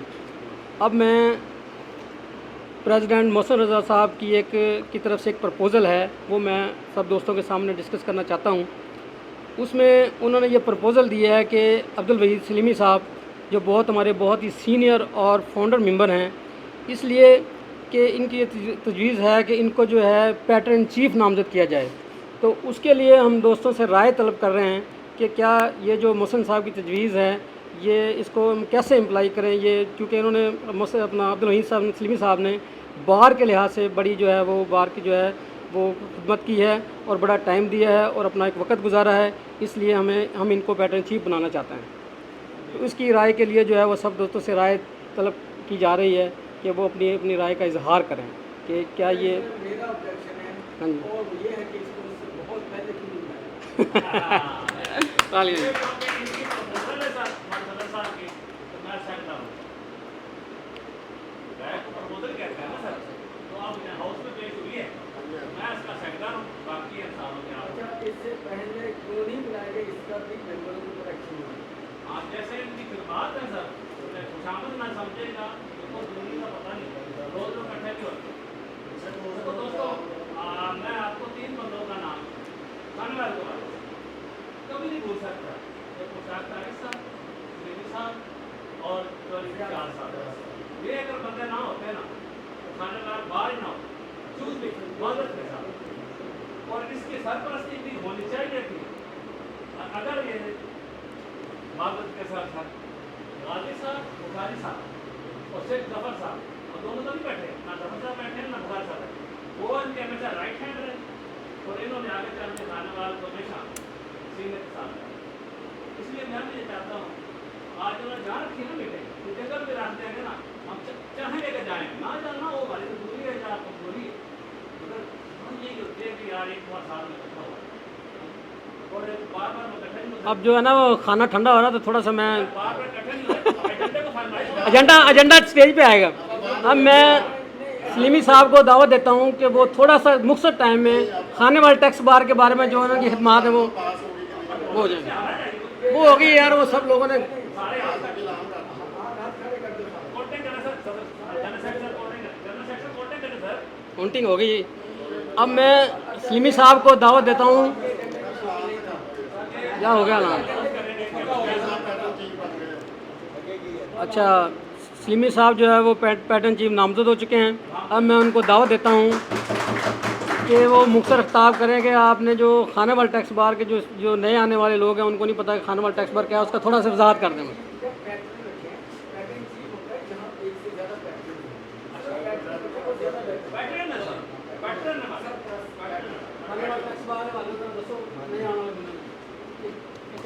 अस्सलाम वालेकुम जी। सबसे पहले मैं आपके तमाम दोस्तों का शुक्रगुजार हूँ कि आपने मुझे इस लायक समझा और ये अहदा दिया। इसकी जो बैकग्राउंड है ना वो ये है कि एक ऑफिसर आए थे आसिफ रसूल साहब, ये खानेवाल में हमारे आईडीओ थे 2001 और 2000 तकरीबन 96-97 की बात है। वो आए तो उन्होंने उस वक्त कानून था कि आपके रिटर्न में कोई कालम खाली नहीं होना चाहिए, हर कालम फिल होना चाहिए, वरना आपकी जो रिटर्न है ना वो इनवैलिड हो जाएगी। तो आसिफ रसूल साहब इधर आ गए खानेवाल में, जो फ़खर टाउन में दफ्तर था मियाँ चन्नू में, वो आए, उन्होंने रिटर्न ढूंढनी शुरू कर दी जिसमें बिल्कुल कोई फिगर नहीं लिखी या किसी बिजली का मीटर नंबर नहीं लिखा या नेचर ऑफ बिजनेस नहीं लिखी, उन्होंने नोट शुरू कर दिए। हम 5 केस आज आउट हो रहे हैं हमारे सेल्फ से, 5-10 हो रहे हैं, कल हो रहे हैं। वो ऐसे हुआ, फिर अल्ताफ़ साहब के भी शुरू हो गए। अल्ताफ़ साहब की माशाल्लाह बहुत प्रैक्टिस थी, वो मेरे पास आए, हम दोनों दफ्तर मिले। वो कहते यार ये तो बड़ा काम ख़राब है, अब नेचर ऑफ बिजनेस पता है कि आज मिलत सेमियाँ है, उसका मतलब ही सेमियाँ बनाना है, लेकिन वो कहते कि आपने नेचर ऑफ बिजनेस नहीं लिखी। तो फिर हमने वो दफ्तर में बैठ गए, हमने फ़याज़ साहब को टेलीफोन किया, तो PTCL होते थे। फिर उसके बाद सुरवा साहब से बात की, तो मैंने कहा ये मसला है, हम एक मतलब यूनियन बनाना चाहते हैं, उसके बाद की बात है, हम इकट्ठे होना चाहते हैं। उन्होंने कहा जी मैं भी हाज़िर हूँ। तो उसके बाद फिर हमने वो दोस्तों के इसकी बुनियाद रखी बार की। फिर उसके बाद ये गाई साहब की मेहरबानी है कि उस वक्त पाकिस्तान टैक्स बार से अप्रूवल लेनी थी इसकी, वो पेशावर में मीटिंग थी। तो गाई साहब ने कहा अगर आपने अप्रूवल लेनी है तो आप दोनों को पेशावर आना पड़ेगा। तो फिर हम पेशावर गए, वहाँ हमने सारी उसके डॉक्यूमेंट वगैरह जो भी थे वो सारे डॉक्यूमेंट बना के लेके गए। वहाँ अल्लाह का शुक्र है हमारी बार की अप्रूवल होगी, ये 97 की बात है, ठीक है। उस वक्त गाई साहब को इलेक्शन भी लड़ना था, बल्कि उन्होंने एतराज़ किया कि गाई साहब आपका अपना ज़िला है इसलिए आप बार बनवा रही हैं, आपका 1 वोट और बढ़ जाएगा, 2 वोट और बढ़ जाएंगे, सारा गुजारा। उसके बाद फिर तकरीबन ये 5-7 साल जब तक ये 2001 का ऑर्डिनेंस है ना, उस वक्त तक तो बार बोर्ड एक्टिव रही, क्योंकि नोटिस 62 की असेसमेंट होती थी, नोटिस वगैरह आते थे। जो बाद में ऑर्डिनेंस आया उसके बाद फिर थोड़ा सा जो है ना वो हम इजी हो गए हैं, क्योंकि उसमें सेल्फ असेसमेंट स्कीम में सारी रिटर्नें आती हैं। उसमें जब ऑडिट वगैरह होते थे, अब 18 तक ऑडिट भी हुआ है, मतलब जो उस वक्त तक भी हमारे मसले मसाइल रहे हैं। लेकिन अब चूँकि मसले मसाइल थोड़े से कम हो गए हैं, इसलिए मीटिंग, वरना पहले हर 3 महीने के बाद या 2 महीने बाद हमारी साहब दोस्तों की मीटिंग होती थी। उसमें जो भी मसले मसाइल होते डिस्कस होते थे, अफसर से मिलते थे, कमिश्नर से मिलते थे, IAC। और इसके बाद बार ने काफ़ी फंक्शन भी किए हैं, और जो फंक्शन बल्कि मुल्तान टैक्स बार से हमारे फंक्शन ज़्यादा अच्छे होते थे।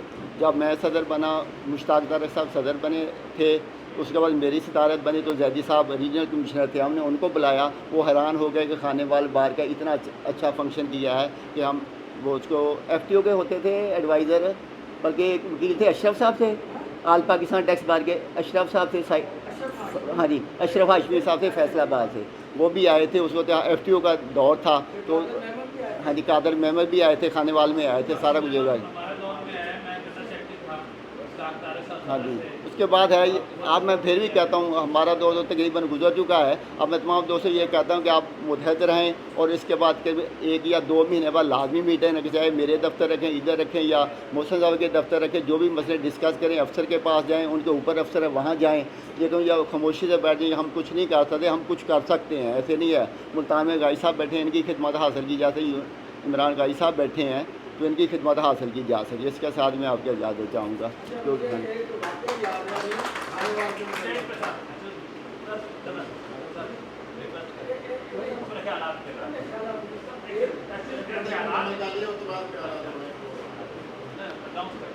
तो अब मैं यूनुस गाजी साहब को जो इल्तमास करता हूँ कि वो स्टेज पर आएँ और अपने ख्यालात का इज़हार करें।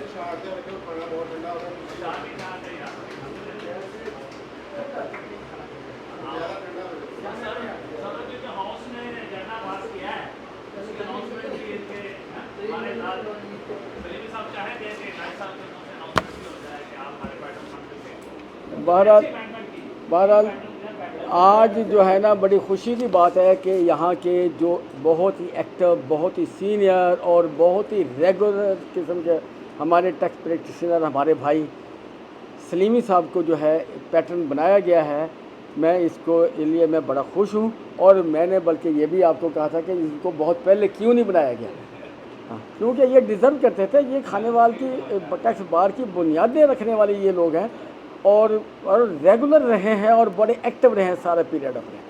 अच्छा, दूसरी बात यह है कि मैं जो वाक़या छोटा सा यहाँ के यानी कि जो रेवेन्यू बजट के मुतल्लिक़ बताना चाहता हूँ। अकरम ताहर साहब यहाँ एडिशनल कमिश्नर थे, उन्होंने बजट अचीव करने के मुतल्लिक़ यहाँ एक थोड़ा सा फंक्शन किया था, या आप लोगों ने किया था, मैं उसमें आया था। और साहिवाल नया रेंज बना था ना, सॉरी रीजन साहिवाल नया रीजन बना था।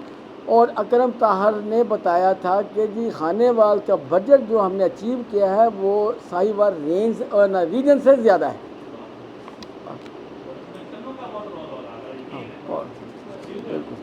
और बहरहाल ये तमाम दोस्तों को मैं बड़ा मशकूर हूँ, और ख़ासकर मियाँ चन्नू वाले जो है ना, ये खानेवाल वालों से भी आगे निकल चुके हैं एक्टिव होने में। बहरहाल मैं फिर खानेवाल वालों को भी कहूँगा कि वो भी वहाँ कोई ना कोई यानी एक्टिव ही रहें। वैसे माशाल्लाह जितने मियाँ चन्नू के मेंबर हैं ये बहुत ही एक्टिव है, इन सब को मुबारकबाद, शुक्रिया।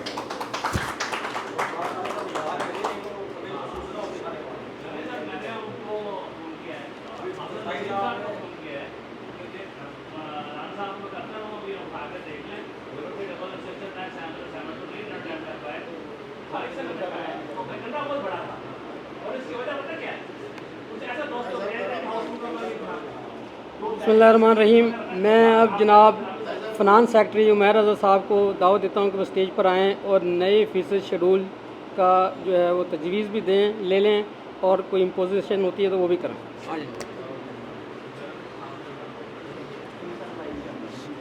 तमाम मेंबरान को अस्सलाम वालेकुम। जैसा कि आप सबके नॉलेज में है कि पिछले 2-3 साल से जो हमारी फ़ीसेस हैं वो इंक्रीज़ नहीं की गई, तो अब जो हमारा AGM का जो पर पर्सन का वो एक्सपेंस है वो तकरीबन 2500 से 3000 आ जाता है, जबकि हमारी जो एनुअल फ़ीस है वो 1500 है। तो उसमें पिछली बार अब्दुल हफीज़ सलीमी साहब ने कंट्रीब्यूशन किया और मुबशिर साहब ने और सईद साहब ने कंट्रीब्यूशन किया, तो इस वजह से वो हमारा जो है वो कंपनसेट हो गया। तो अब ये सब दोस्तों से एक मशवरा है, मेरी एक तजवीज़ है कि जो सालाना फ़ीस है वो पहले 1500 है तो उसको 2500 कर दिया जाए, और मेंबरशिप फ़ीस जो है वो 1500 है, इसको 3000 कर दिया जाए। इलेक्शन फ़ीस बराए सदर पहले 3000 है, इसको 5000 कर दिया जाए, और इलेक्शन फ़ीस बराए जनरल सेक्रेटरी पहले 2000 है, इसको 3000 कर दिया जाए। तो ये आप सब दोस्तों से मशवरा है जी। 1500 से 2500 जी जी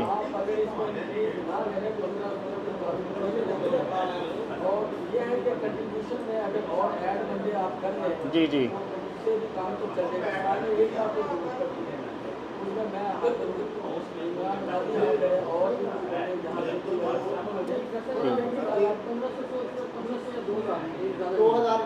दो हज़ार सालाना फ़ीस पहले 1500, अब सलीमी साहब की तरफ से तजवीज़ आई 2000। जी जी जी जी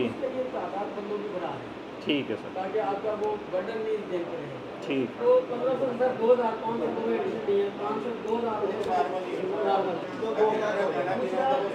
दूसरा मेरी एक तजवीज़ है कि जो सेक्रेटरी और सदर का जो होगा उसके लिए उसकी फीस बढ़ाएगी, क्योंकि पता होता है सवाल करता है तो उसको थोड़ी सी फीस दे सकते हैं, उसको थोड़ा सा जो है जो है पहले 3000 है, 5000 कर दी जाए। जनरल सेक्रेटरी कितनी है? जनरल सेक्रेटरी की 2000 है।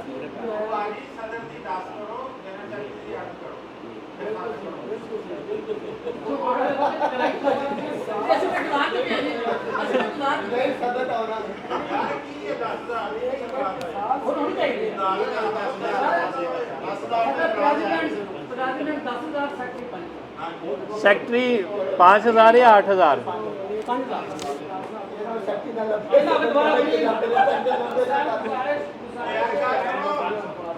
बाकी ओवरऑल फीस जो है वो 2000 बन गया अच्छा अगर नेक्स्ट कोई पैटर्न बनाओगे तो 50,000 ये भी ले लो एक तो बन गया ना फीस तो कर ले नेक्स्ट अगर को बनेगा तो 50,000 नहीं सर इतनी कोई ड्यूरेशन नहीं है यार तीनों से 2.5 साल इसको बेहतर है तीनों पैटर्न बनाऊंगा तो खाना खा लो सस्ता मेरी बात सुनो अगर सेट रखने से कोई भी तो पैटर्न बनता पहले रख मेंबरशिप फीस मेंबरशिप पहले कि नहीं 1500 मेंबरशिप 2000 कर दिए, पूछ लो। मोहसन भाई जी मेंबरशिप फीस पहले 1500 2000 न्यू मेंबरशिप फीस 2000 पे 500 से 2000 1500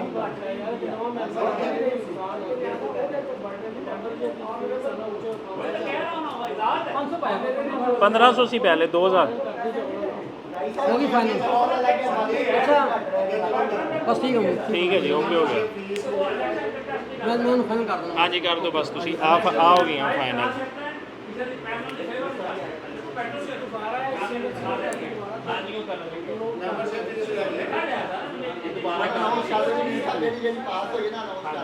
मेंबरशिप फीस कितनी होगी मेंबरशिप फीस जड़ी पहले ऑलरेडी सी पहले 1500 हुण 2000 हो गई है। ठीक है मेहर साहब इधर आओ मेहर। अच्छा बराए सदर जड़ा वा ਉਹਦੀ ਪਹਿਲੇ ਫੀਸ ਸੀ 3000 ਹੁਣ ਉਹ 10000 ਤੇ ਕਨਵਰਟ ਹੋ ਗਈ ਹੈ। ਠੀਕ ਹੈ ਜੀ। ਉਸ ਤੋਂ ਬਾਅਦ ਸੈਕਟਰੀ ਦੀ ਪਹਿਲੇ ਸੀਗੀ 2000 ਉਹ 5000 ਤੇ ਕਨਵਰਟ ਹੋ ਗਈ ਹੈ। ਠੀਕ ਹੈ ਤੇ ਸਾਲਾਨਾ ਜਿਹੜੀ ਮੈਂਬਰਸ਼ਿਪ ਫੀਸ ਪਹਿਲੇ 1500 रुपये सी ਤੇ ਹੁਣ 2000 रुपये हो गई है। ठीक है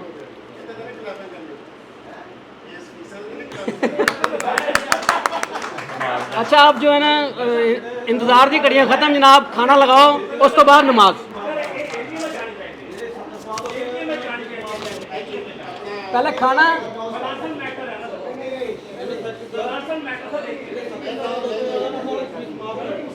सिमी साहब पहले जो है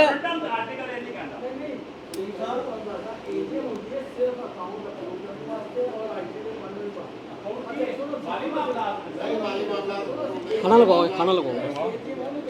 अच्छा ये आप जो है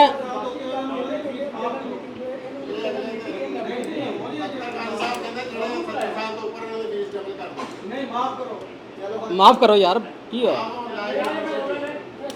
अगे कड़ा आती है। बिस्मिल्लाहिर्रहमानिर्रहीम। ये जो एक मरतबा फिर मैं तमाम आने वाले मोअज़्ज़ज़ मेहमान ग्रामी और अपने तमाम खाने वाले टैक्स बार के मेम्बरान का शुक्रिया अदा करता हूँ कि उन्होंने अपना कीमती वक्त जो है हमें दिया।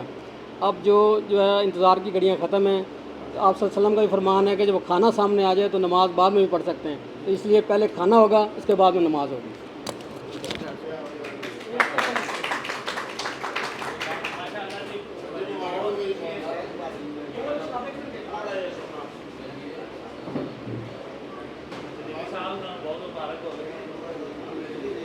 साड़ी तेरी को ली थी सर नहीं हो गया फरवरी हो गया साड़ी तेरी बात